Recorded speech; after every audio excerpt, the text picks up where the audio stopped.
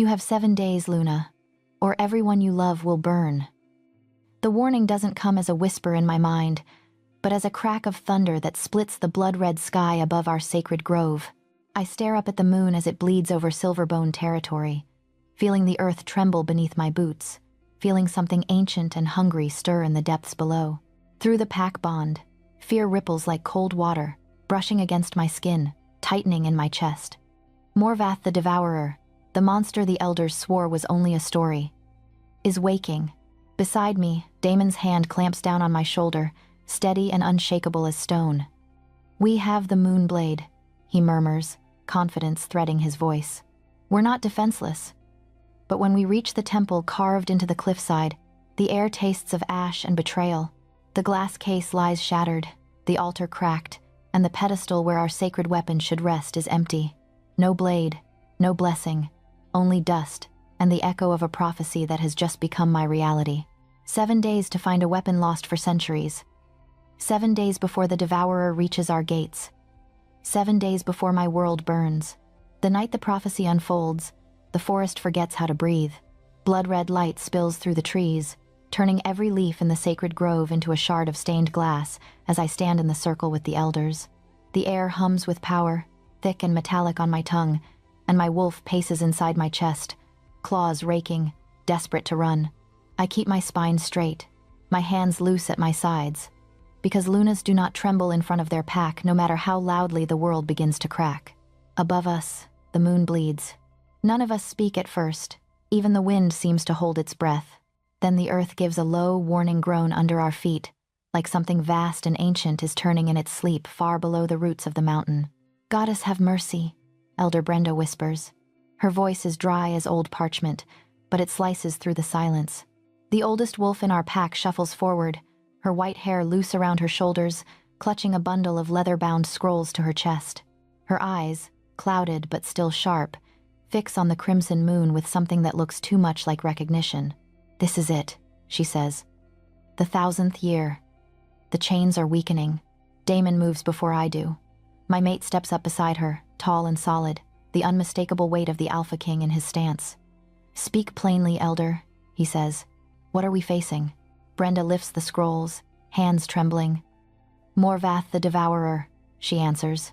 "The first monster the moon goddess ever chained, born from war, fed on pack blood. He sleeps beneath the bones of this land, bound in starlight and oath. Every millennium, when the moon turns to blood, the chains thin. If the Moonblade is not raised against him, he will rise and consume everything." A murmur ripples through the circle, fear, disbelief, the kind of nervous denial that makes wolves glance at each other instead of the sky. "That's an old tale," one of the younger elders protests. "A pup story." My wolf snarls at him through my chest. The tremor under our feet comes again, harder, rattling the lanterns hung in the trees. "Pup stories don't shake the mountain," I say, my voice low. "If the goddess sealed him, she had reason." Brenda nods. "And she left us the weapon to bind him again.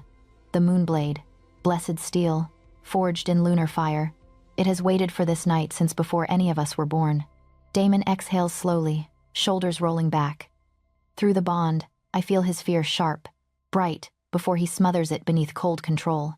He turns to the gathered wolves. To me. "Then we're not defenseless," he declares. "The blade is in the temple, wardens posted, seals intact. We were chosen to stand watch, and we will." His confidence soothes some of the panic pressing at the edges of the grove. Wolves straighten. Someone mutters a prayer. "I want to believe him, goddess. I want to, but my wolf is still pacing." Hackles up, ears pricked toward the mountain where the temple is carved into the cliffside. "Kaya," Damon says, meeting my eyes. "Come, we'll show them the weapon that will end this before it starts." The run from the grove to the temple should feel familiar. I've made this trip 100 times for lesser ceremonies. Tonight the path feels wrong, too narrow, the trees leaning in as if listening. Red light spills in broken strips across the forest floor, painting Damon's armor in streaks of blood. My boots strike the earth in rhythm with the distant, slow heartbeats of something buried deep below. By the time we reach the stairs carved into the cliff, my lungs burn but not from the climb. The wards etched along the stone steps flicker weakly, sigils that should blaze bright silver now pulsing a sickly, intermittent glow. Why are the runes dim? I ask. The two temple guards at the entrance drop to one knee when they see Damon, but neither can mask their terror. Their scents are sharp with it. Alpha King, the older one stammers. We were just about to send word. Something is wrong inside. Damon doesn't wait for more. He shoulders past them, and I follow him into the temple. The smell hits first. Not blood, not decay. Something worse. A raw, empty scent, like a room where a body should be and isn't. The sanctum is a ruin of itself. Shattered glass crunches beneath my boots. The central altar, once polished smooth by centuries of offerings, is cracked straight down the middle as if struck by lightning, and the pedestal where the moonblade should rest is empty. No gleam of blessed steel, no cool thrum of divine power in the air, only dust, scattered petals from old offerings, and the faint outline of where the blade's aura once burned itself into the stone.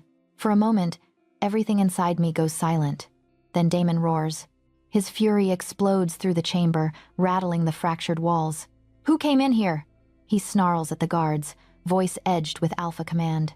"What did you see?" Which pack put their hands on our weapon? "None, Alpha King." The older guard chokes out, throat bared.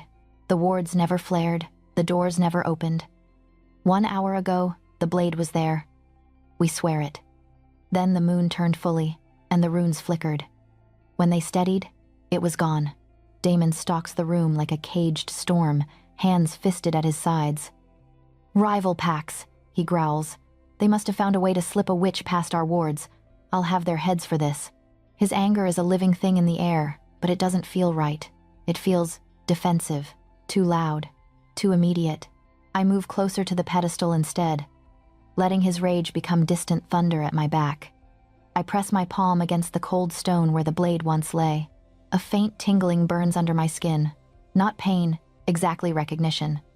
My wolf shivers, ears flattening, as if listening to something far away.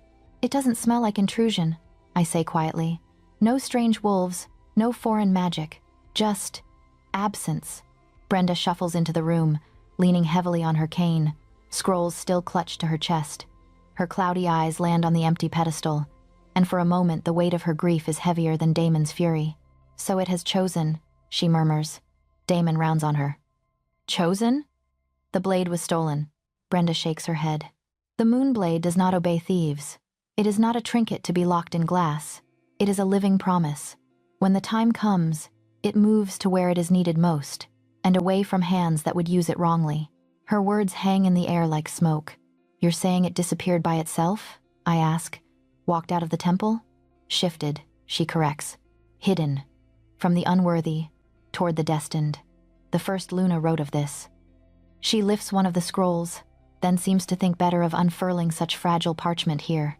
Instead, she reaches into the folds of her cloak and pulls out a worn leather journal, edges darkened by years of handling. These are the fragments that remain. Her trials, her sanctuaries, her warnings. Another tremor rumbles beneath our feet, harder this time. Dust sifts from the cracked ceiling. Somewhere deeper in the mountain, stone groans in protest. "That is Morvath stirring," Brenda says softly. His chains fray while we argue. The blade will not be found by committees or councils. It will answer to one wolf only, and she is the one who must go. I know what she will say before her gaze settles on me. "Luna Kaya," she breathes, and the title feels heavier than it ever has. "The goddess marked you the day you took the mantle. Your wolf hears things others do not. The blade will reveal itself to you if you are willing to walk where the first Luna walked." Damon steps between us. "She is not leaving the territory while Morvath wakes," he snaps. "We don't even know where this supposed path begins. I won't risk my mate on half-remembered prophecies." Brenda's eyes harden. "You won't have a mate or a pack if no one goes. Our borders mean nothing if the devourer rises unbound. The choice is not between safety and danger, Alpha King. It is between a chance at survival and certain death." The words should come from Damon, but they form in my mouth instead. "I'll go," I say. His head snaps toward me, bond flaring hot with shock, fury, fear. "Kaya, I'll go," I repeat, meeting his stare, steadying my voice. "You're needed here to command the defenses. The pack trusts you. They follow you. Let me do what the goddess chose me for. Let me find the weapon." Silence stretches, taut as a bowstring. He searches my face, and for a second, I see the man under the crown, the one who once held me in a clearing and promised we would always stand side by side. 7 days, Brenda says, breaking the moment. The first Luna's writings speak of 7 trials. The path begins at the Whispering Caves in the south. If she has not returned by the 7th sunset, the chains will snap. Damon closes his eyes, jaw clenched so tight I hear his teeth grind. When he opens them again, the storm has not passed, but it has direction. Fortify every border, he orders the guards hoarsely. Double patrols. Summon our allies. Prepare evacuation routes. No one enters or leaves without my command. Then he turns to me, and the alpha gives way to the mate. If you die out there, Kaya, I will tear the world apart. Then give me something worth surviving for, I answer. He does. He pulls me close and kisses me like a vow, like a goodbye he refuses to name. His hand is warm at the back of my neck. His fear crashes through the bond, raw and unhidden for once. I drink it in and let it anchor me instead of drowning me. When we part, the red moon is already sinking lower, its light staining the temple steps. Hold the line, I tell him. Keep them breathing until I return. I don't wait for his reply. If I do, I might not leave. Outside, the night air slams into me, cold and sharp. I strip, skin prickling, and let my wolf surge forward. Bones crack, muscles twist, and the world explodes into scent and sound as paws hit the ground where feet stood a heartbeat before. The journal is secured in a leather satchel strapped across my wolf form, tight against my side like a second heartbeat. The path south stretches into darkness, thick with unknown dangers and old secrets. By the time the first pale hint of dawn touches the horizon, the temple and its ruins are far behind me. Trees blur, earth thunders under my paws, and the blood moon sinks toward the edge of the world like an hourglass emptying. The devourer is waking. I have 7 days. By the time I see the jagged mouth of the Whispering Caves, the sun is a white knife overhead and my lungs feel like they've been scraped raw. I shift back at the tree line, skin prickling as fur retreats and bone rearranges. The world shrinks from sharp scent and sound into the duller limits of human senses, but the weight of the place hits me even harder like this. The air is colder here, wrong for midday.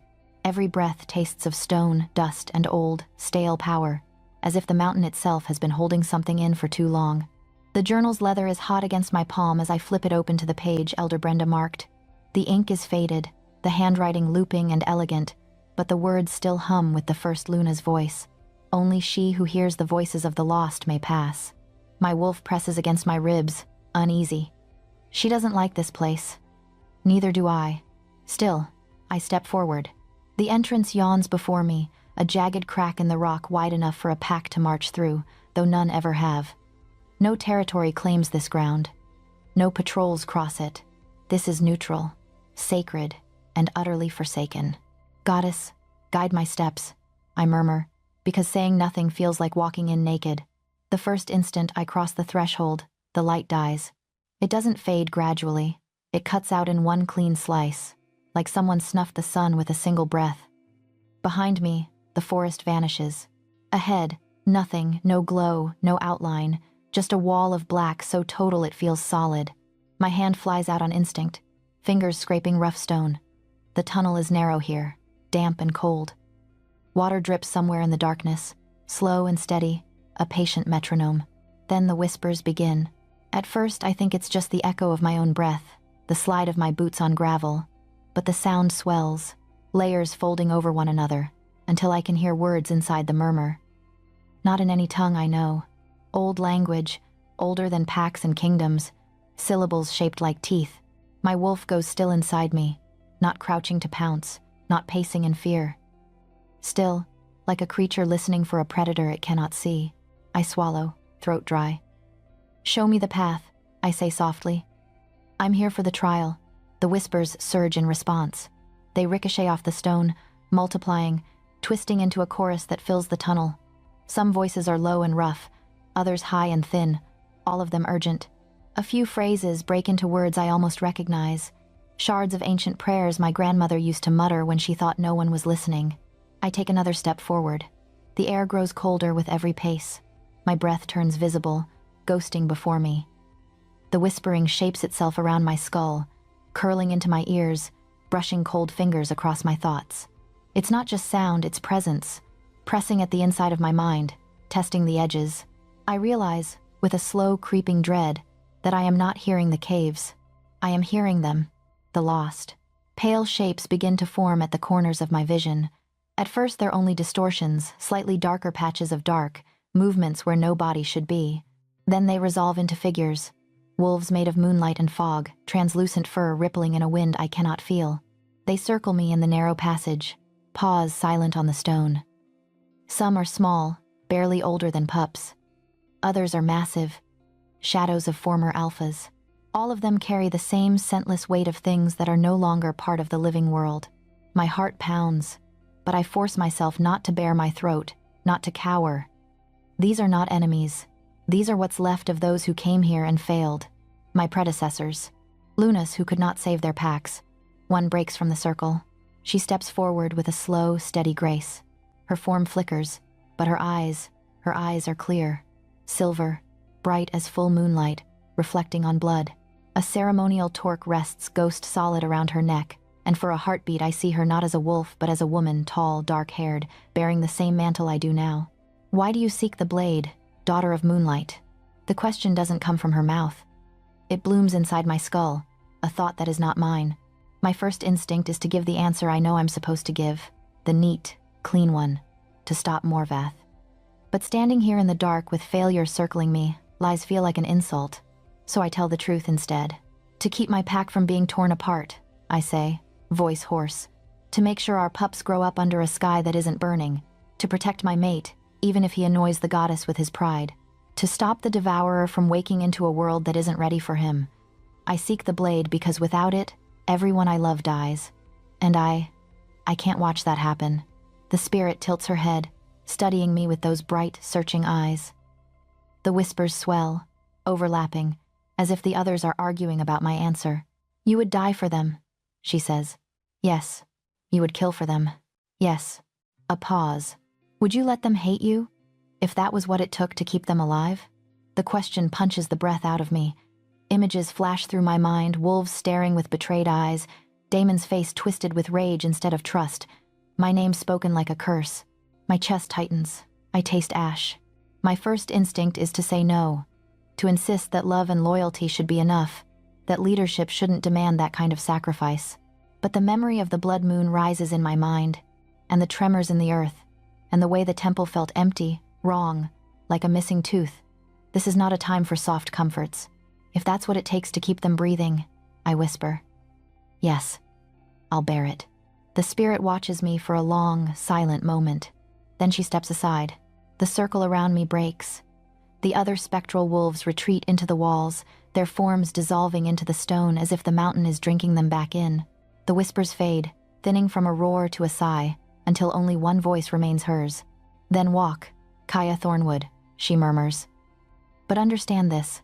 The blade does not only answer why you seek it. It answers who you truly are when you have it in your hand. Remember that.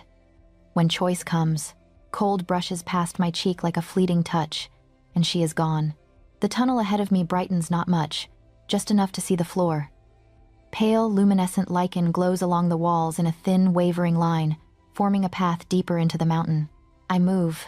The air grows tighter, the ceiling lower. At one point I have to duck, one hand braced on the rock above my head, the other gripping the journal. The whispers never vanish entirely. They cling to the edges of the silence, nudging at me with half-formed words and fragments of memory that don't belong to me. Battle cries, lullabies, last breaths. Then the world shudders. A flash bursts behind my eyes, too bright, too sudden. I stumble, catching myself against the wall as the tunnel melts away and something else takes its place. A room, lit by cold silver fire. A young woman stands in the center, wearing Luna ceremonial robes that gleam like fresh snow. Her eyes are wide, wet with tears that carve shining tracks down her cheeks. Her hands reach out, fingers shaking, toward a man whose back is already turning away from her. Damon, younger, but unmistakable. The proud tilt of his head, the rigid set of his shoulders.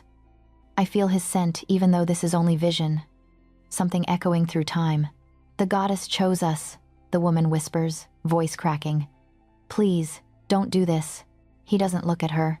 I choose my future, he says, tone cold as steel. I choose my crown. The bond between them is visible here. An invisible thread of silver stretched taut from her chest to his. The moment he finishes speaking, he lifts an invisible blade and slices through it.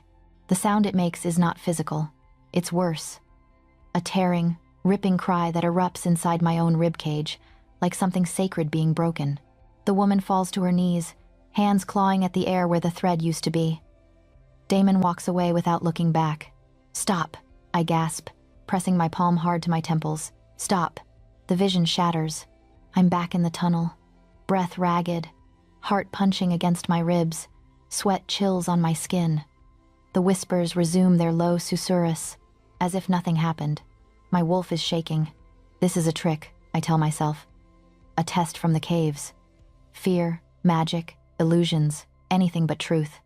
Damon never told me about another Luna. Never once. Our bond is real. It has to be.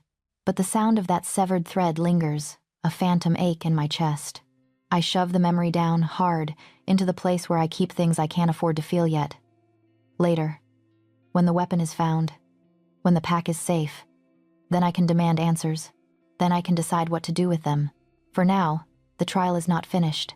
The path narrows one last time before widening into a small cavern. In the center stands a stone pedestal, unadorned, carved straight from the mountain. On it rests a small object, a key of polished silver, simple and elegant, its bow shaped like a crescent moon.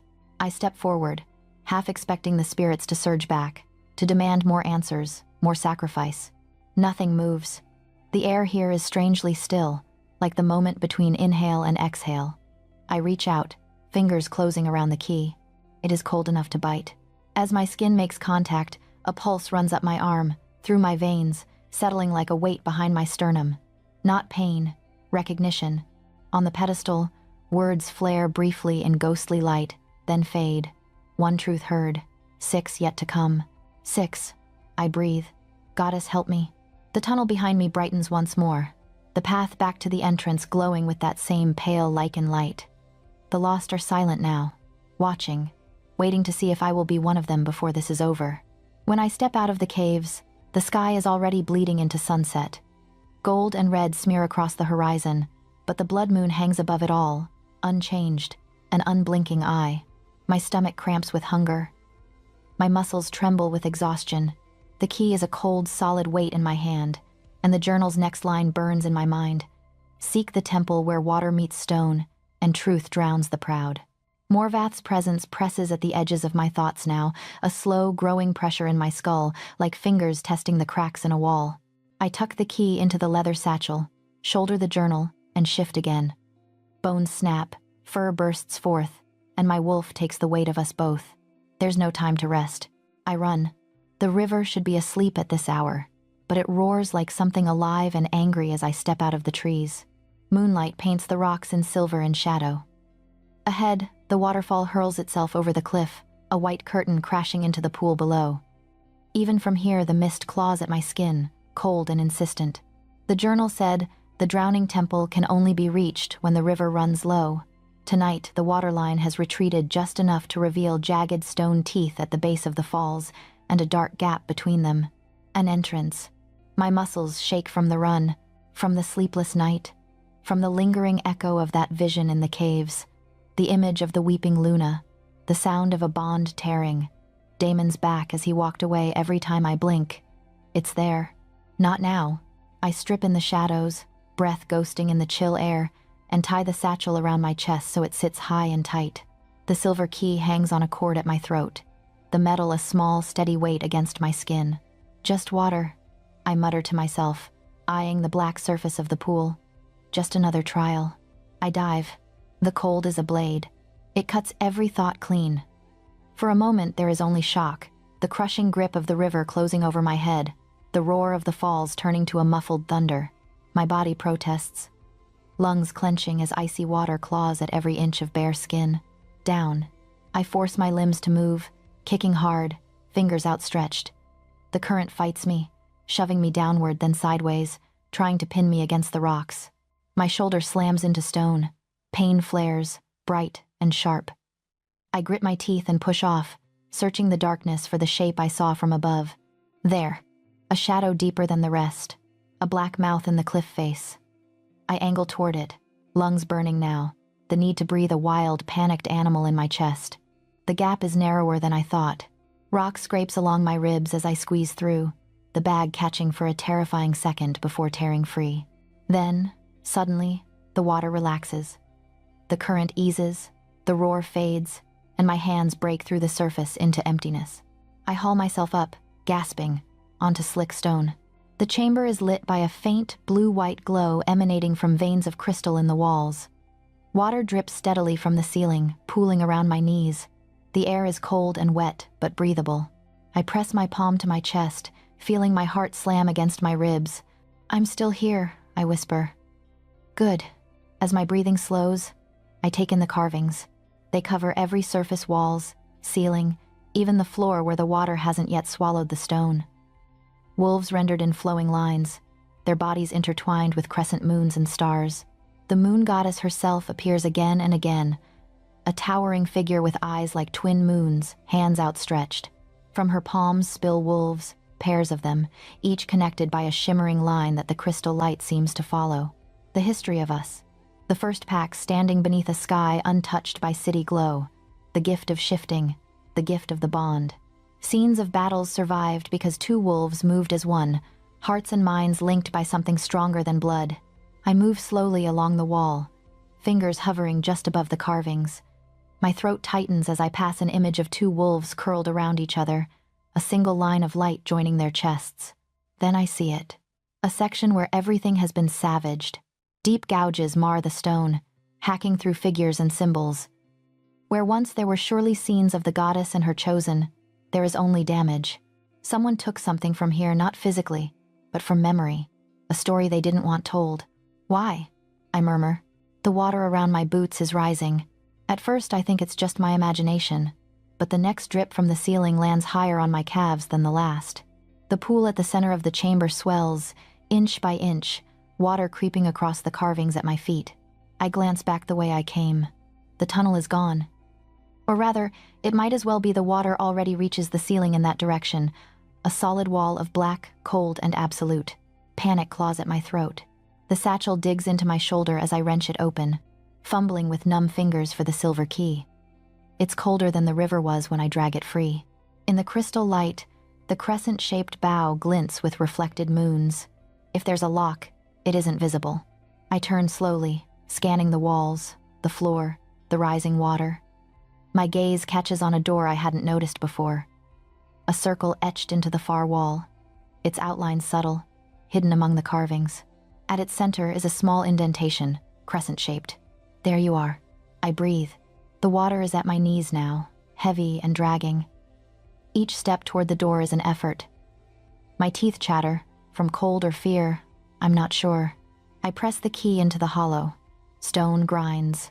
The circle glows, lines of light racing outward from the keyhole, tracing symbols I can't read. The rock shudders, then splits, the carved door rolling aside to reveal a smaller chamber beyond. I don't hesitate. The water surges as if offended, slapping against my back as I stagger through the opening. This room is different. Smaller, round, with smooth walls that curve up into a domed ceiling. No carvings here except one, a riddle cut into the stone above my head, each letter picked out in dim, shifting light. What is given by the goddess but broken by choice? What binds two souls unless one walks away? Water spills in behind me, swirling around my ankles, then shins. There are no other exits, no cracks, no ledges, only smooth stone and the relentless rise of the flood. The answer is instant, instinctive, living in my bones. The mate bond. My wolf whines softly, remembering the vision of the caves, the tear of silver thread. I push her aside, force my jaw to unclench. The mate bond, I say aloud, voice echoing off the curved walls. Your gift, our choice. For a heartbeat, nothing happens. Then the water stops. It doesn't drain, it simply stills. The ripples flatten, the flow from the outer chamber ceases, and the level freezes just below my hips. My legs tremble with relief. In the wall directly before me, a seam appears. A section of stone slides back, revealing a narrow compartment. Inside lies a cylinder of waterproofed leather, bound with a strip of silver. The moment I close my fingers around it, the world tilts. The chamber dissolves. I'm standing in another room, this one dry, lit by torches that burn with clear, steady light. The stone is cleaner, newer. I'm not in my body. I feel that immediately. I'm only watching, a ghost peering through time. Damon is there. Younger, yes, but still undeniably him. The sharp jaw, the proud shoulders, the eyes that so easily command a room. He isn't wearing his crown yet, but the ambition is already wrapped around him like armor. Opposite him stands a woman in Luna ceremonial robes. She is beautiful in a way that has nothing to do with perfection. Her hands shake slightly where they clutch the edge of her cloak. Her eyes, wide and luminous, are locked on his face, as if it's the only thing in the world. The goddess chose us, she says, voice raw. She marked us. You felt it, Damon. I know you did. Even as a vision, the bond between them is visible here, an arc of shimmering light stretching from her heart to his, pulsing with shared emotion. It thrums with recognition, with hope. He doesn't look at the bond. He looks at her robes, at the simple band around her throat, at the empty space where political symbols could hang. I felt it, he says. His tone is flat, and I rejected it. The woman flinches as if he slapped her. Why? She whispers. What did I do? If I'm not enough? It's not about you, he snaps. And there it is, the Damon I know, the one who can slice with words when he chooses. It's about what this bond offers, what it doesn't. The moon goddess may bless souls, but she doesn't understand politics.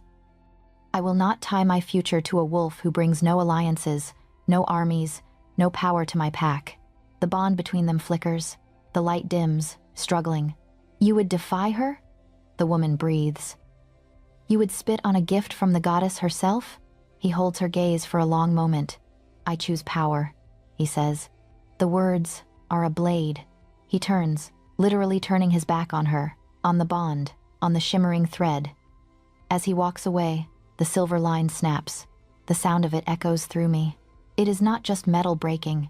It is something more primal, a soul-deep rending that makes my knees buckle. The woman collapses, hands clutching at the space where the thread used to be. A silent scream tearing her face apart. For a moment, Damon pauses at the doorway. His profile tightens, a flicker of regret, doubt, crossing his features. He keeps walking. The vision shreds like wet paper. I'm back in the drowning temple, chest heaving, water unmoving around my waist. My hands are clenched so tightly around the leather cylinder that my knuckles ache.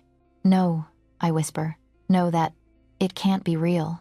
Damon never spoke of a previous Luna, never hinted at a bond before me. When he claimed me, when the mate bond snapped into place, I felt it. I believed, with everything I had, that I was the first, the only. The journal feels heavy in the satchel, its pages filled with a Luna who faced the truth even when it cut her. I am not her.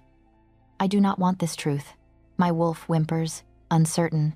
This place tests loyalty, I tell myself, forcing the words through numb lips. It twists fears into visions. That's all. I cling to the explanation like a lifeline. When the moonblade is found and the devourer is stopped, I'll go home. I'll look Damon in the eyes and ask him. He'll tell me.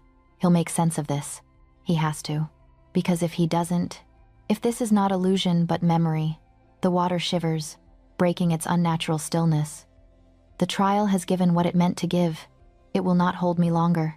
I tuck the cylinder into my satchel, fingers shaking, and press my palm against the wall. A hidden mechanism grinds. A section of stone drops, opening a narrow shaft that leads back toward the roar of the falls. The river's voice thunders louder as I climb. When I finally plunge back into the freezing black and fight my way to the surface, the night air hits me like fire. I drag myself onto the rocks, coughing, retching up river water and bile and the taste of betrayal that won't leave my tongue. Stars wheel above me. The blood moon glares down, unblinking. I roll onto my back and stare up at it, chest heaving, the map's leather digging into my side. The cylinder unrolls easily in my damp hands. Inside is a map drawn in dark, precise ink, lines tracing a path north through barren peaks, to a place marked with a single word. Ashen. The Ashen Highlands. 3 days' journey if I run hard and don't stop. My body screams for rest. Every muscle aches. My bones feel hollowed out, scraped clean by visions and river stones. But Morvath's presence is stronger now. pressing at the edges of my mind like a storm front. I don't have 3 days to spare. I barely have 3 breaths. I tie the map securely, strap the satchel close, and force myself to my feet. My legs tremble, but they hold. Later, I whisper to the doubts gnawing at my heart. You get to eat me later. Now, I have a weapon to find. I shift. Fur erupts across my skin, bones snapping back into their truest shape.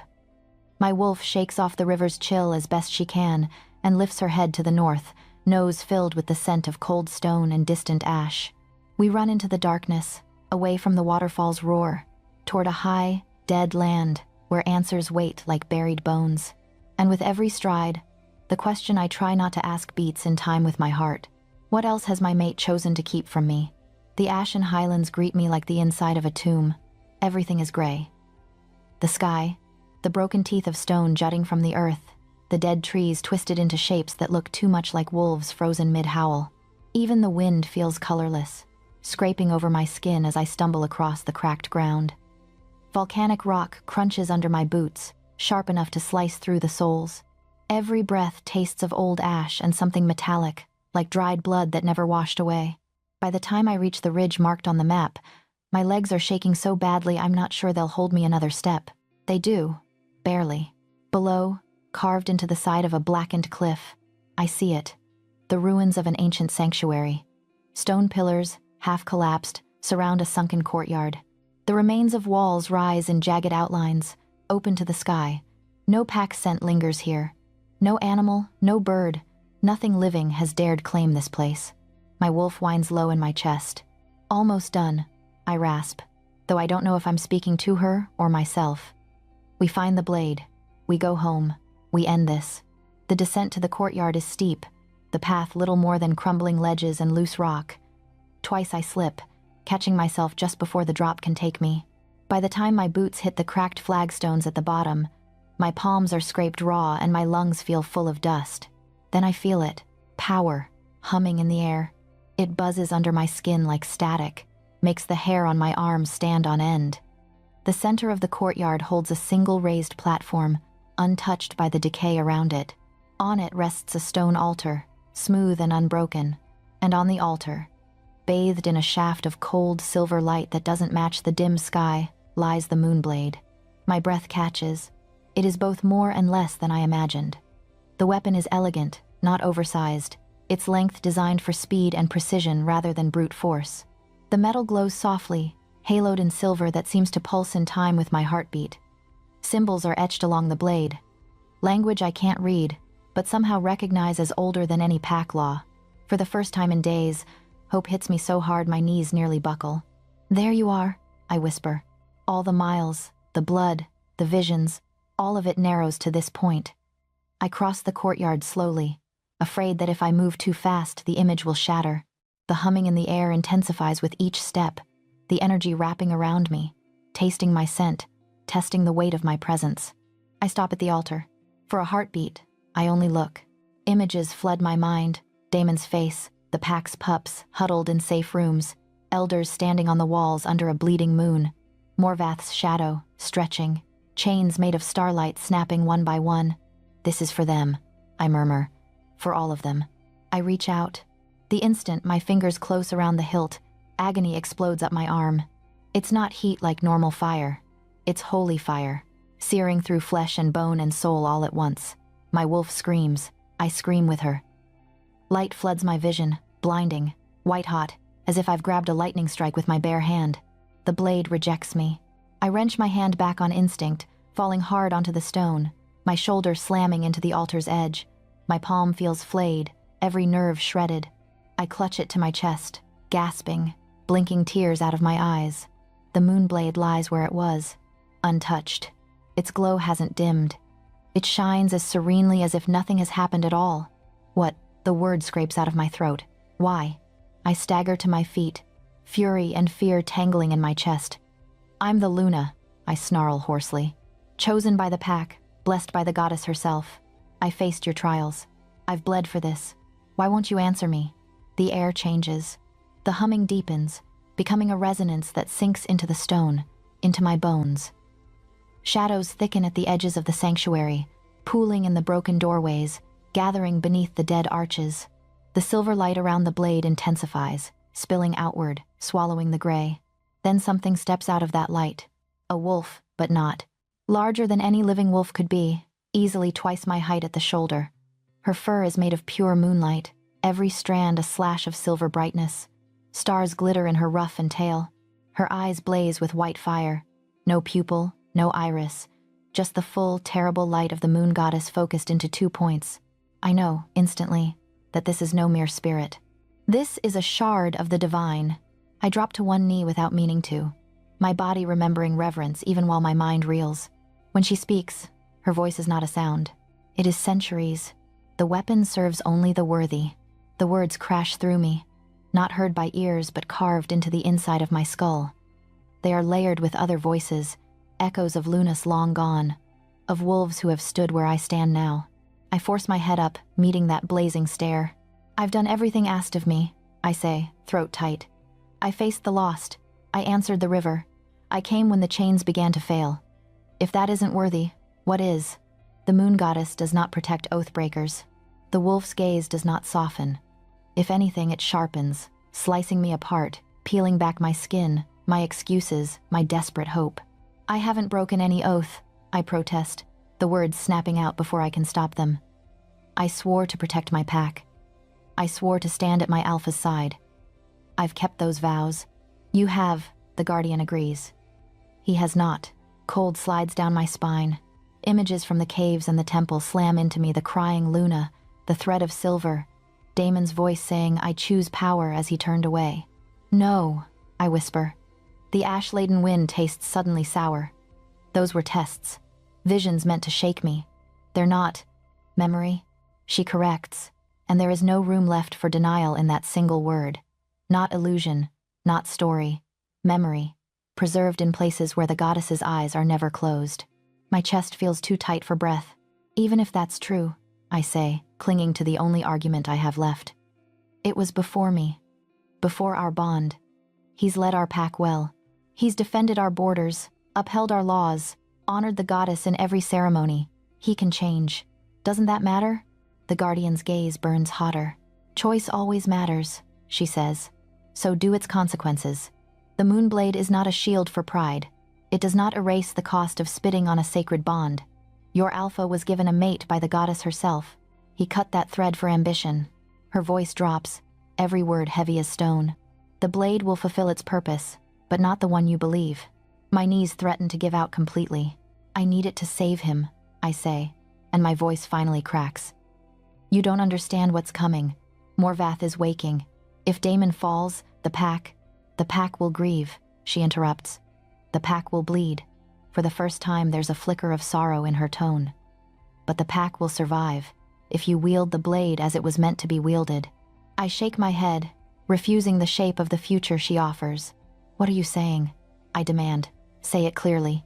She steps closer, and the temperature drops so sharply my breath fogs in front of my face. Her muzzle is inches from mine now, those blazing eyes filling my entire world. Your alpha broke a sacred bond, she says, enunciating each word like a verdict. He rejected the goddess's gift for ambition. The blade cannot save those who have already fallen from grace. It will save the pack, child, but not him. The courtyard goes utterly silent. No wind, no distant groan of cooling rock, just the echo of that sentence, ricocheting around the hollow space where my certainty used to live. I don't accept that, I whisper. You don't have to. There is no cruelty in her reply. That almost makes it worse. You only have to live with it. My throat burns. I feel suddenly, acutely aware of my own heartbeat, of how fragile it is, of how easily it can be broken without leaving a mark on the skin. If I bring this back, I say, staring past her at the glowing blade. If I stand on those walls and raise it when Morvath comes, he will die? He will meet the fate he chose the day he turned his back on my gift, the guardian answers. The curse is already coiled in his soul, waiting for the right moment to strike. The blade will not cause it. It will only stand witness while justice is done. Justice. The word hits like another blow. I think of Damon's laugh, the warmth of his hands, the way his eyes softened sometimes when no one else was looking. I think of the woman in the vision, crumpling when he walked away. What else has my mate chosen to keep from me? My eyes sting. I refuse to let the tears fall. If I refuse, I ask, if I walk away from the blade, choose him over the pack? The Guardian's gaze doesn't waver. Then Morvath rises unbound, she says. Your pack dies screaming. Your neighbors fall next. The world burns in slow circles until nothing is left but ash. Your loyalty would be very touching in a story sung to no one. My stomach twists. This is not a choice. This is a sentence. The Guardian steps back, the light around her already dimming, her task done. You came seeking a weapon to save everyone, she says. There is no such thing. There is only a weapon that demands you choose who you cannot bear to lose. I can't lose them, I choke out. Any of them. Not my pack, not my mate. Then you will break in half, she says gently. But you will still stand. That is what it means to lead. With that, she dissolves into threads of light, rising like sparks toward the colorless sky until there is nothing left but the echo of her presence and the pulsing glow of the moonblade. I stand alone in the ruins. My burned hand still throbs, but the pain is duller now, a thudding reminder rather than a scream. I stare at the blade for a long time, long enough that the light begins to hurt my eyes. I hate you, I tell it softly. And I need you. This time, when I move forward, I don't reach barehanded. I pull my cloak from the satchel, wrap it thickly around my palm, and use the bundled fabric to lift the weapon from the altar. It hums against the cloth, testing, but it doesn't burn me again. It knows, now, what I will do, who I will choose, when the moment comes. The weight of it settles into my arms, heavier than it looks. Not just metal and blessing, but expectation, sacrifice, history. I strap it carefully along my back, making sure no part of my skin touches the hilt. The silver light dims enough that the ruins fall back into their natural gloom. 3 days left. The highlands stretch before me, endless gray. My legs feel like they're made of hollow glass as I climb back up the ridge, but I climb anyway. At the top, the wind hits me full in the face, carrying with it the faintest echo of something dark and hungry in the distance. Morvath is closer. So is the moment when the goddess's justice will fall on the man I love. I do not pray as I shift. I don't have the words for it anymore. I only let my wolf take the weight of the blade and the satchel and the knowledge I can't unknow. And we run, down the barren slope, toward home, toward the end of this, and the breaking that waits on the other side. By the time Silverbone's scent hits my nose, I'm more ghost than wolf. 4 days of running sit like broken glass in my muscles. Every stride is a negotiation between will and failure. The moonblade is strapped along my spine, a strip of cold weight that never lets me forget what waits at the end of this road. Morvath, the goddess's justice, and the choice I never really had. I cross the old marker stones at a staggering lope, claws digging into familiar soil. That's when they come. The first rogue hits me from the side, a blur of matted fur and rot-thick scent. His eyes are bottomless black, no iris, no light, just pits filled with hunger that isn't his. His teeth close on my shoulder, tearing fur and skin. My wolf explodes into motion. We twist, slam him into the dirt. His bones crunch under our weight, but he doesn't yelp, doesn't whine, doesn't do anything a living wolf should do. He only snaps at my throat, silent, relentless, driven by something far away and vast. Morvath, the thought is a cold knife. 2 more burst from the trees, flanking us, moving in eerie synchronization. Corrupted, claimed. Their scents are wrong, like meat left too long in the sun, like graves that never closed. We're outnumbered. We don't stop. The moonblade hums along my spine, reacting to the devourer's stain. I don't dare draw it fully, the guardian's warning burns too fresh in my mind, and my palm still aches from where it burned me, but I reach back with my teeth, catch the wrapped hilt in my jaws, and yank it halfway from its sheath. Silver light spills into the clearing. The rogues recoil as if struck. Their black eyes flicker, the corruption roiling like smoke inside them. Morvath's presence surges in the air, furious, pressing against my skull so hard spots burst across my vision. I snarl around the hilt and lunge. The first wolf falls beneath our claws, his throat opening under my bite. There's almost no blood, only a gush of shadow that dissipates into the air, screaming in a voice no mortal throat could make. I don't think. I move. The second tries to circle. I slam the half-drawn moonblade across his face. Even sheathed in cloth, the weapon's light sears through him. carving a burning line from muzzle to ear.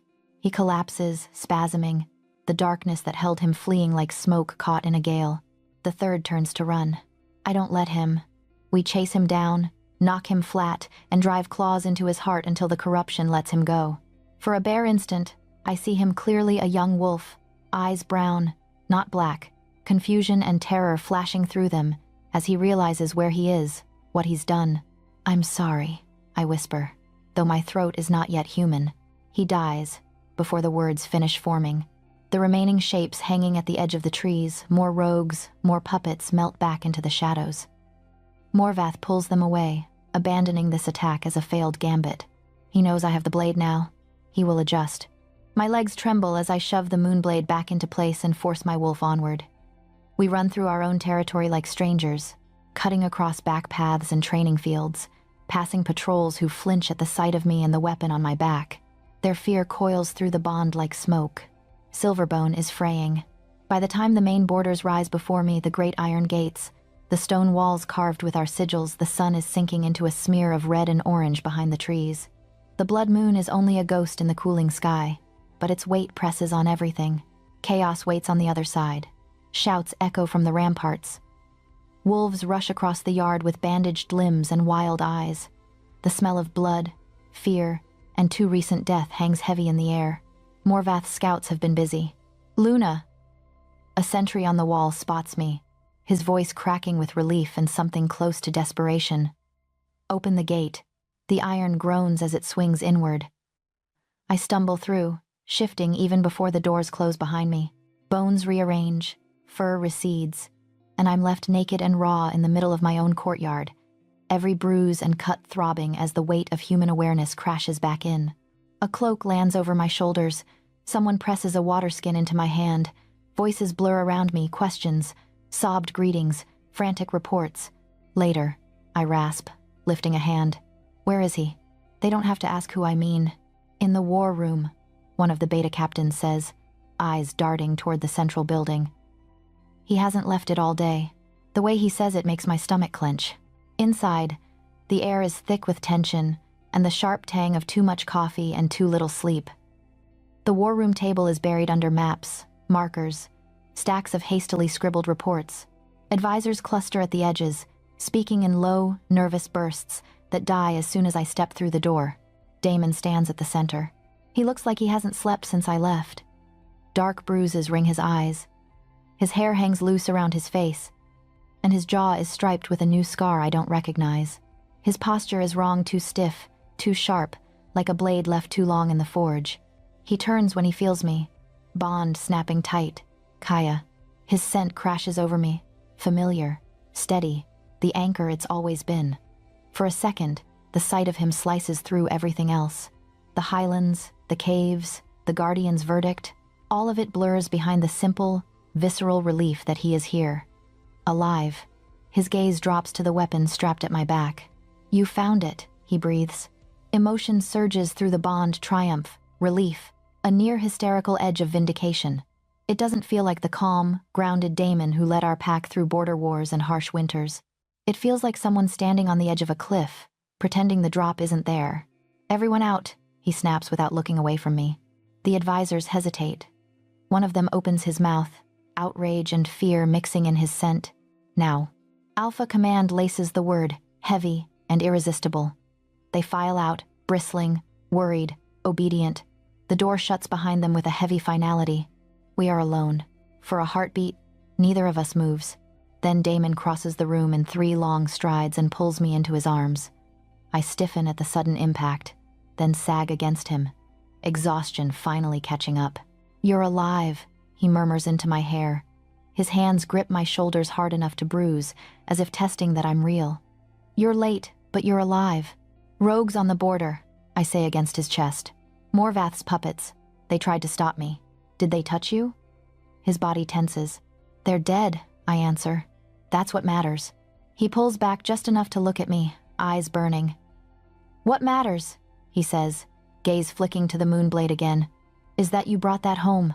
He releases me abruptly and steps back, pacing once, twice, like a caged animal. Through the bond, I feel him twitching, thoughts racing, calculations spinning. His scent is sharp with stress, edged with something like fear. "You don't know what it's been like," he says. "Scouts disappearing, wards failing, the elders arguing over evacuation plans. Half the border patrols think we're already dead. They just haven't gotten the news yet. But this," he gestures at the blade, "this changes everything." "Careful," my wolf whispers. I unstrap the moonblade slowly, keeping the cloak between my skin and the hilt, and lay it on the table. Its silver light spills across the maps, washing away ink and shadow, casting our whole situation in a brutal, clear glow. Damon steps closer, eyes drinking in every line of it. "Beautiful," he murmurs. "Ours." He reaches for it. No. The warning tears out of me too late. His fingers close on the bare hilt. The blade answers. Light detonates between us, blinding, searing. Damon jerks as if struck by lightning. The smell of burning flesh floods the room. He rips his hand away with a wordless snarl, cradling it against his chest. The moonblade lies where it was, humming, untouched. A blistered, angry welt blooms across his palm, shaped like a crescent moon. For a heartbeat, shock empties his gaze. Then fury floods in to fill the space. "What was that?" he demands, voice raw. "What did you do?" "I didn't." I stare at his hand, at the charred skin. Guilt and dread churn together in my gut. "It rejects Oathbreakers," I say, the Guardian's words scraping through my throat. "It told me so in the Highlands." His eyes narrow. "It spoke to you?" "Yes. And you didn't think to mention that before you brought it into my war room?" His tone cuts, brittle and sharp. "Your war room?" I snap back, temper finally flaring through the exhaustion. "Last I checked, this is still our pack." For a moment, we stand on either side of the blade, breathing hard, the bond between us crackling. Then another image rises behind my eyes, the crying Luna, the severed thread, Damon's voice saying I choose power, and the anger splinters into something deeper, darker. "Who was she?" I ask. The question drops into the silence like a stone. He blinks. "What?" "In the visions," I say. My voice sounds oddly calm, even to my own ears. "The woman in the ceremonial robes, the mate you turned your back on, the bond you cut." His jaw clenches. "Those trials prey on weakness," he says. "They show you what you fear, what you doubt. You know that. You've seen how moon-touched places twist the mind. You can't be naive enough to—" "Don't," I say quietly. He stops. "Don't talk to me like I'm some pup spooked by a campfire story." I walked through the whispering caves. I answered the river. I stood in front of a guardian who wore the goddess's light and told me memory from illusion. She said you broke a sacred bond. My gaze drops briefly to his burned palm. The blade agrees. His eyes flash. "This is what you bring back to me?" he asks, voice low and dangerous. "A weapon and accusations? This is what I bring back," I say, matching his tone. "Because this is what I found. Tell me I'm wrong, Damon. Look me in the eye and tell me there wasn't another before me. Tell me you didn't reject a mate the goddess chose for you." Silence. He doesn't look away. That almost hurts more. "There was," he says finally. The air leaves my lungs. He says it like he's admitting to a minor crime, a youthful mistake. But the echo of that severed thread is screaming in my chest. "She was nothing," he adds quickly, seeing the way my face changes. "A girl from a minor family. Sweet, but naive. The kind of mate that would have made me weak. The goddess doesn't understand politics, Kaya. She gives hearts, not crowns." "So you cut her free?"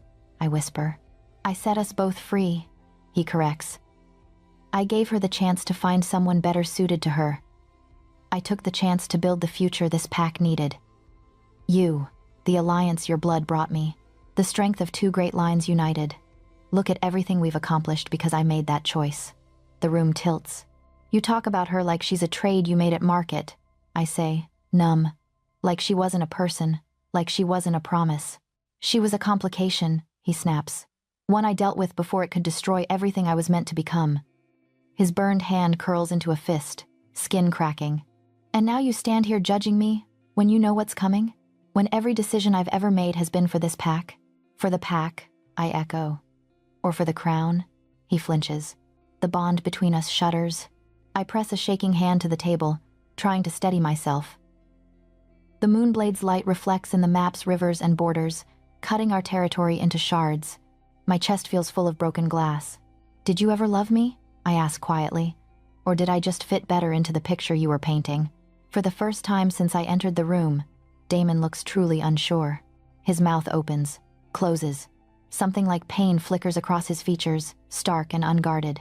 For a heartbeat, I see the man who held me under a harvest moon and whispered that he couldn't breathe without me. "I chose you," he says at last, almost helplessly.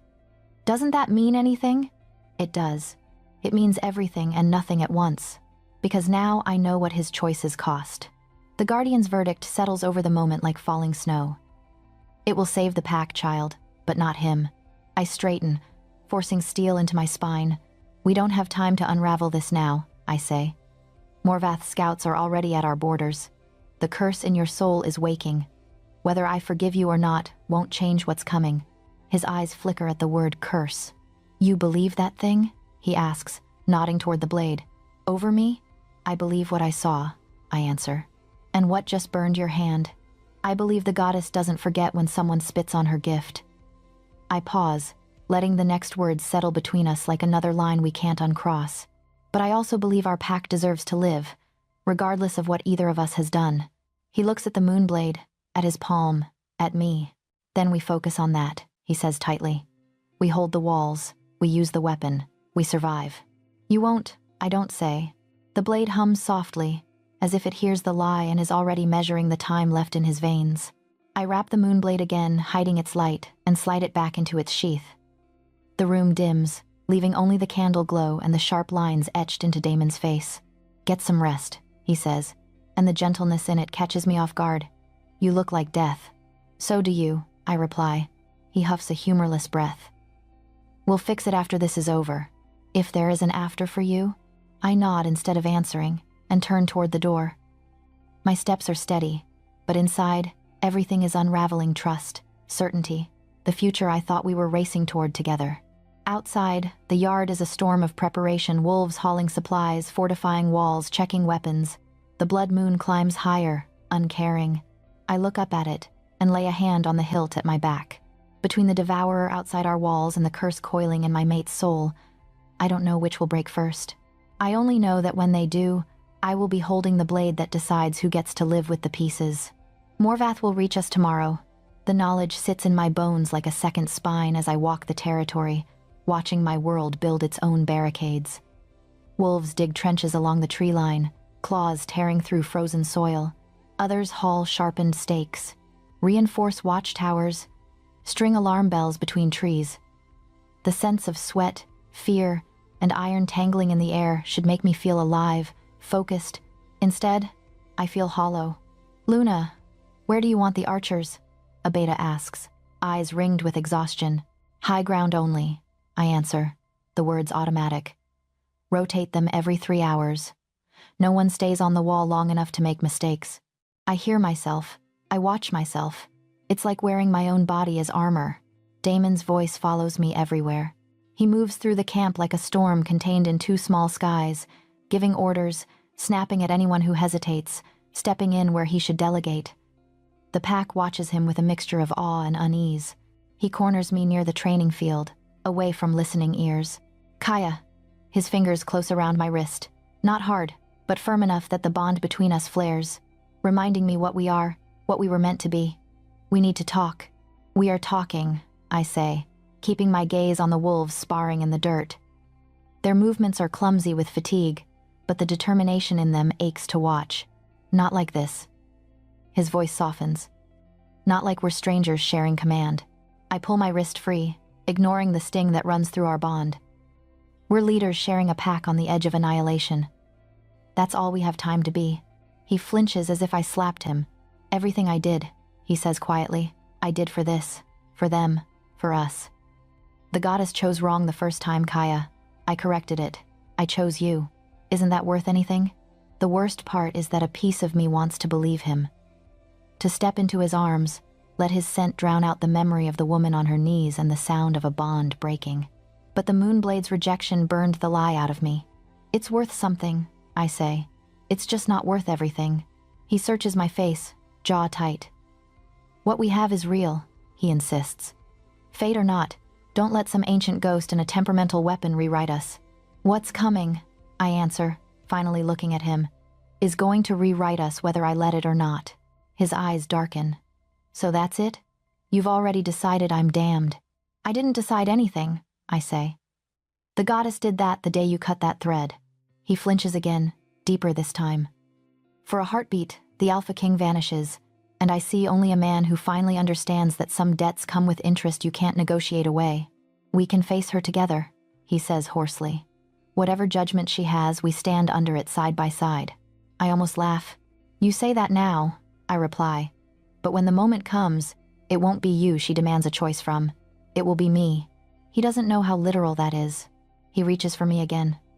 I step back. There's work to do, I say, and walk away. The day stretches into a series of tasks that feel like beads on a string I can't stop threading. I check the infirmary, where healers lay out bandages, herbs, vials of pain, dulling tincture that will run out too quickly. I meet the eyes of young warriors barely past their first shift, see their terror and their stubborn pride. I kneel with pups in the safe caverns beneath the main hall, smoothing their hair as they ask if the bad thing outside will get in. No, I tell them, because tonight they need lies more than they need truth. We won't let it. Elder Brenda finds me in the quietest place she can, the old orchard behind the Alpha House where the trees bear no fruit this season but still hold the memory of sweetness. You've been avoiding me, she says, lowering herself onto a fallen log. I've been busy, I answer. Busy pretending you still think you can save him, she corrects. I sink down opposite her, too tired to keep the mask in place. If you're here to tell me again that Damon is doomed, I already got that message from something with more fur and more authority. Her mouth quirks, but there's no humor in it. I'm here to tell you what that authority didn't have the heart to say out loud. I close my eyes. Go on then. The blade's power isn't just its metal, she says. It's what it gathers. When our wolves fall tomorrow, and they will, what's left of them won't scatter into nothing. Their sacrifice will pour into that weapon. Into you. The more we lose, the stronger your last strike will be. My stomach turns.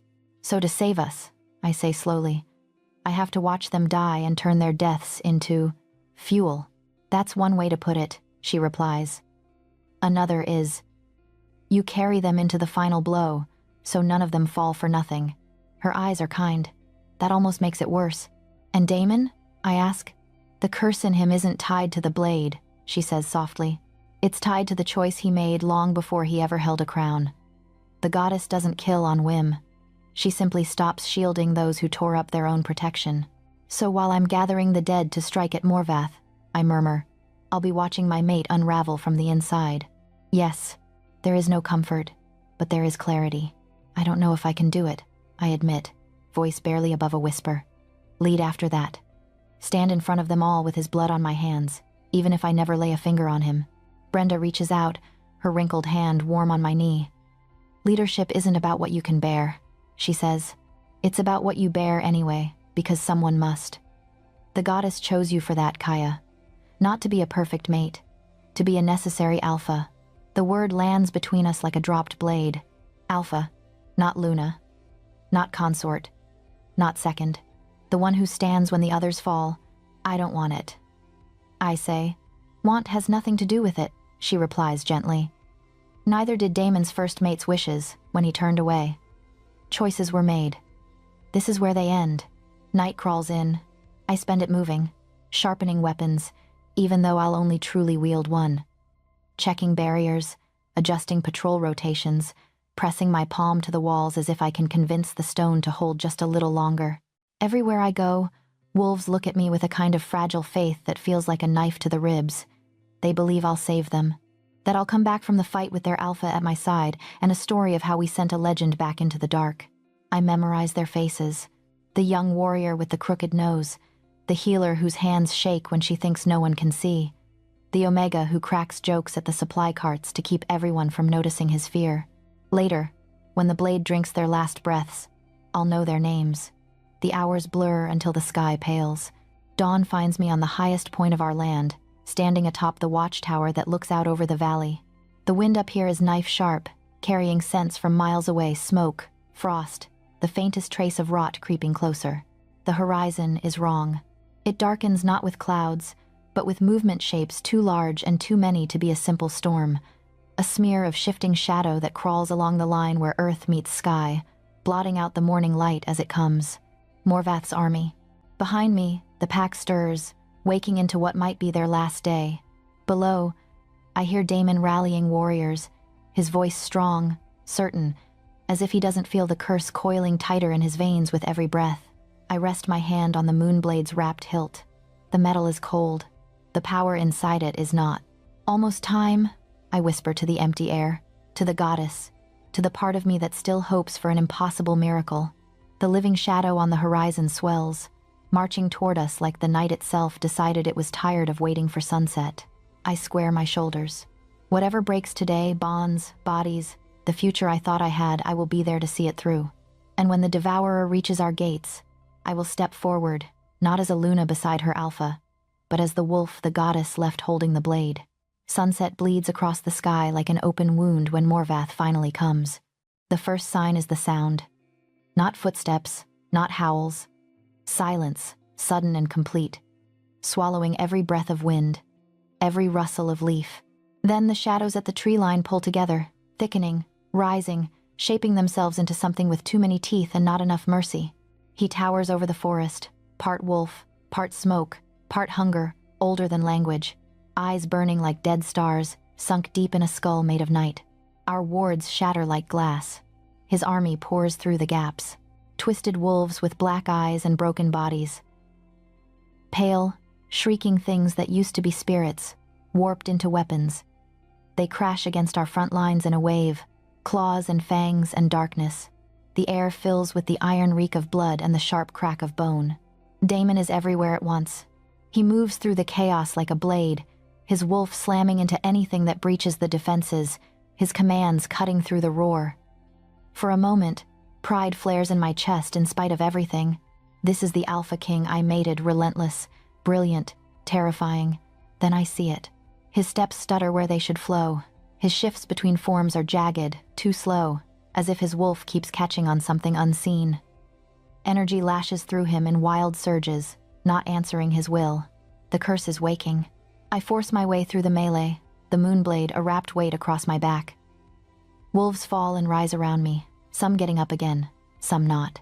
Every death brushes against my skin like a cold hand, a tiny thread tugging toward the weapon I carry. The blade hums, growing heavier with each new loss. "Damon!" I shout. He is locked in combat with a massive, corrupted wolf, its jaws clamped around his shoulder. He tears free in a spray of gore and finishes it with a snap of his neck, but he's slow getting back to his feet. Too slow. I reach him, grabbing his arm. "We have to try," I say, breathless. "Take it. Maybe she'll—" He doesn't argue. For once, there's no pride, no calculated hesitation. He rips the cloak back from the hilt with his unburned hand and closes his fingers around the bare metal. The moonblade answers with pure fury. Silver fire erupts, swallowing his hand, racing up his arm like living lightning. Damon arches, a strangled sound ripping from his throat. The scent of burning flesh hits me a heartbeat later, thick and undeniable. "Let go!" I scream. He can't. The light pours into him, through him, illuminating every vein, every bone in stark, merciless detail. For a moment, I see the curse inside him, a black knot wrapped around his heart, threads of darkness twisted through his soul. The goddess's voice rolls across the battlefield, not heard but felt, vibrating in my teeth, my bones, the earth itself. "You chose ambition over sacred bonds. You rejected my gift. Now you will fall by your own pride." The black knot tightens. Something inside. Damon snaps. He collapses, the blade falling from his hand at last, its light dimming as it hits the blood-soaked ground. His body convulses, shifting halfway, bones cracking, fur bursting and retreating in a grotesque rhythm. His wolf claws at his skin from the inside, tearing at the bond that once tethered him to divine favor and now only finds absence. I drop to my knees beside him. "Damon." My hands hover uselessly over him, afraid to touch, unable not to. "Stay with me, please." His eyes find mine through the pain. For a heartbeat, they are clear. No alpha command, no calculated distance, just a man stripped bare before the judgment he spent his life pretending he could outrun. "I thought I had time," he rasps, voice shredded. "To fix it, to deserve you." Tears burn hot and useless behind my eyes. "You could have told me," I whisper. "We could have faced it together." He tries to smile. It comes out broken. Would you have chosen me? He asks. If you'd known. I open my mouth. I don't lie. He sees the answer in my silence. Something like acceptance flickers in his gaze, small and fierce. Good, he whispers. Then at least, the pack chose right. The curse tightens again. His back arches. His fingers gouge furrows in the dirt. His wolf lets out one last, ragged howl that never makes it past his throat. The sound tears through the bond and then, nothing. The connection between us goes dead.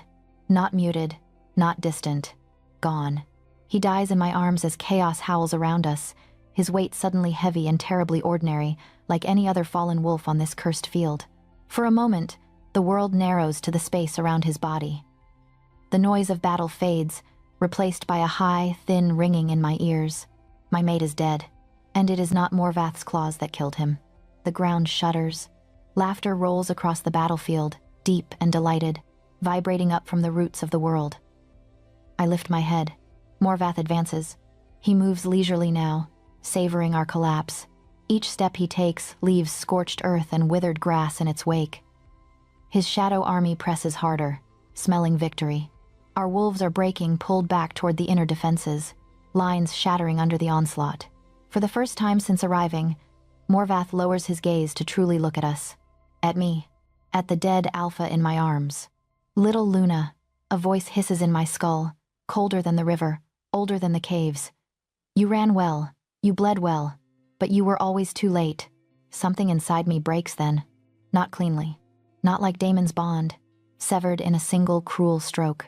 This is a slow, tearing rupture, the part of me that believed in shared crowns, in stories where love and leadership walk side by side.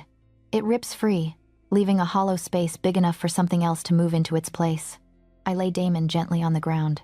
His face is oddly peaceful now, free of pride and fear and strategies. I press my forehead to his for one last heartbeat. I hope, I whisper, that wherever she is, the first one, she forgave herself for surviving you. Then I stand. When I reach for the moonblade this time, it does not burn. The hilt is warm, the metal thrumming under my fingers. The moment my hand closes around it, power rushes up my arm, not the punishing fire that destroyed Damon, but a gathering tide, pulling threads of energy from every direction. Every fallen wolf, every last breath, every drop of blood spilled in defense of this territory. They flow into the blade, into me, not to erase their deaths, but to insist they mean something. I feel them crowding behind my ribs, voices, scents, flashes of memory. The young warrior with the crooked nose, the healer with shaking hands, the sentry who opened the gate when I returned. Damon, not as alpha, not as king, as one more wolf who loved and failed and paid for it. The moonblade's silver light leaps higher, slicing through the dim, painting Morvath's shadowed form in stark contrast. The devourer recoils, just a fraction. I step forward. No Luna, no Mate, no second. Just Kaya Thornwood, the last wall between this pack and the dark. Come then, I say, my voice carrying farther than it should, the blade amplifying every word. You wanted a legend. Here I am. Morvath roars and surges toward me, a tidal wave of shadow and teeth and ancient hunger. I run to meet him. The battle that follows is too short to be called a war. He is vast, but his power is spread thin over too much destruction. Mine is concentrated, every death tonight sharpened down to a single point. Where his claws strike, I feel bones crack, but the blade sings in my hands, moving with a precision that is not mine alone. We dance in a storm of light and dark. Once, his jaws close around my arm.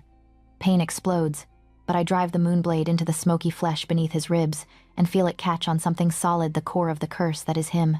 The voices in the blade surge, howling, pouring through the steel into that rotted heart. For Silverbone, I snarl.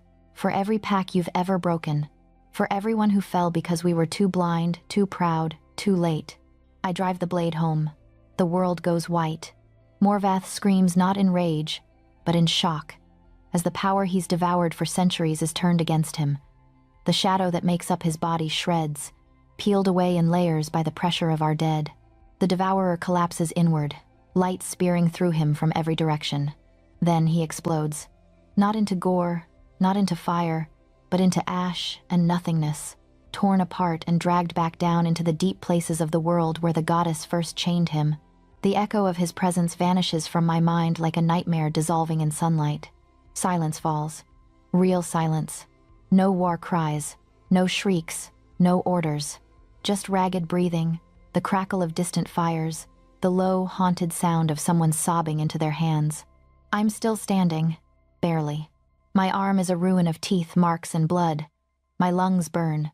My legs threaten to buckle with every heartbeat. The moonblade is heavy, humming softly with voices that are beginning to quiet, settling into the steel like stars going out one by one. The battlefield stretches around me in every direction. Bodies, wolves who will never rise again.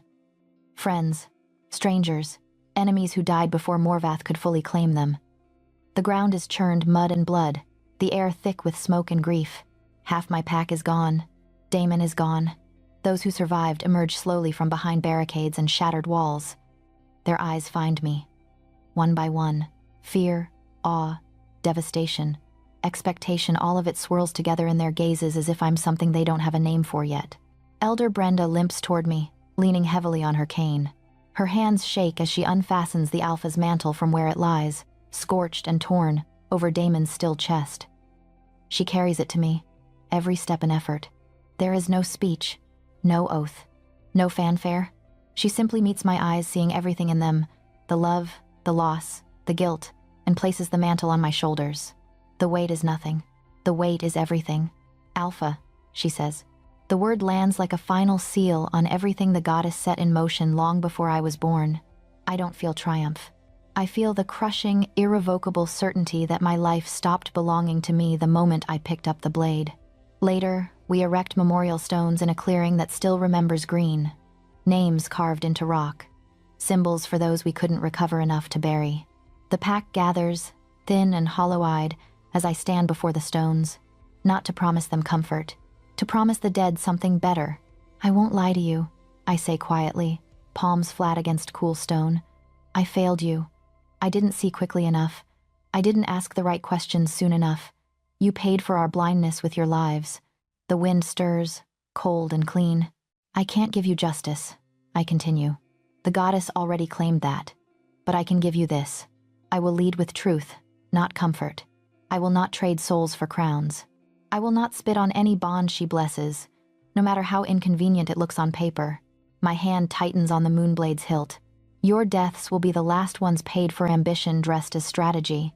The weapon hums, quieter now, but always there, a reminder pressed into my palm that power has a price, and someone always pays it, whether the powerful admit it or not. At night, when the pack sleeps in uneasy fits and starts, I sit alone with the blade across my knees, listening to the echoes of those who live in its steel. Sometimes, in the faintest edge of dream, I think I hear Damon's voice among them. I don't know if it's forgiveness or warning. Maybe both. I am Kaya Thornwood, Alpha of the Silverbone Pack. I carry a weapon that remembers every life that fed it. I carry a mantle stitched from the mistakes of those who wore it before me. And I carry the weight of knowing that the greatest enemy we face will never just be monsters in the dark, but the pride and fear that grow quietly inside our own walls while we're too busy looking outward to see. Before you go, tell me something. Where are you watching from, and what was your favorite moment in this story? Did you see this ending coming, or did it take you by surprise?